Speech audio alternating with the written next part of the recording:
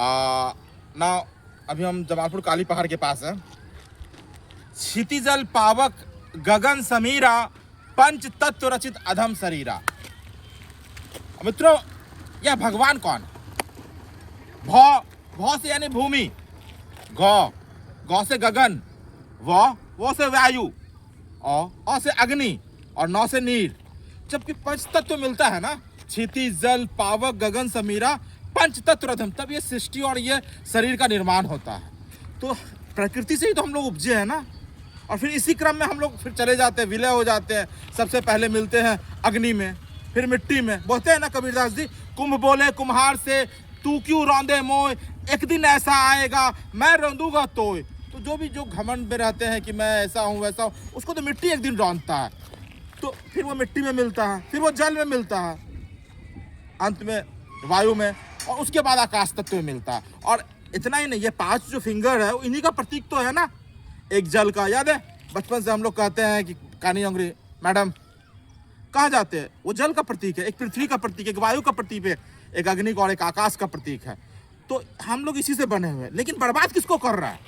इसी को बर्बाद कर रहा है। रुको, क्योंकि प्रकृति चाहे जितना भी, विज्ञान चाहे जितना भी तरक्की कर ले, आसमान पे चले जाए, प्रकृति के सामने बौना ही रहेगा। आज अगर नहीं रुकोगे तो आने वाली पीढ़ियों को तुम क्या दोगे अपने? क्योंकि तुम्हारी जो पीढ़ियां है, आज क्यों पूछते हो तुम गांधी को, भगत सिंह को, या जिसको भी पूछते हो, क्योंकि उन्होंने तुम्हें कुछ दिया ना। लेकिन तुम अपनी पीढ़ियों को क्या दोगे? ना खादान रहेगा, ना तेल रहेगा, ना पानी तक नहीं रहेगा, जीरो लेवल करके जाओगे। क्या यही तुम्हारा विकास रहेगा? क्या छोटे छोटे चूहे का बंगले दोगे जिसमें 1 प्लेट 2 प्लेट 3 प्लेट, क्योंकि वो मिट्टी दोगे जिसमें हाथ से छूने से सारा बीमारी ठीक हो जाता है? क्यों वो गार्डन में हाथ पैर लगाओ, मैं बोलता हूँ कि बीमारी ठीक होगा।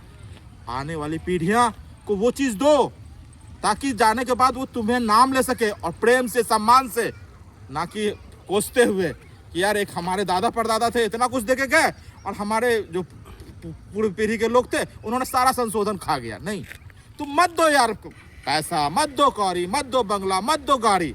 देना है ना, संस्कार दो, प्रकृति दो, संरक्षण दो। किसका? इस प्रकृति का, इस पर्वत का, ये जो कट रहा है इसका संरक्षण दो, ये जल जो खत्म हो रहा है इसका संरक्षण दो।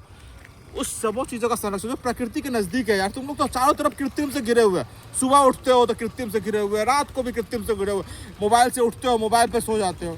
इस नेचर के नजदीक आओ। अपने बच्चों को कम से कम एक दिन टहलाने लेके आओ, सप्ताह में एक दिन उसको हाई हिल पे घुमाओ, गंगा का का सैर कराओ, नहीं हो तो छोटी पहाड़ी पे चढ़ाओ। इससे क्या होगा? इससे उसका विकास होगा, मन का, बुद्धि का।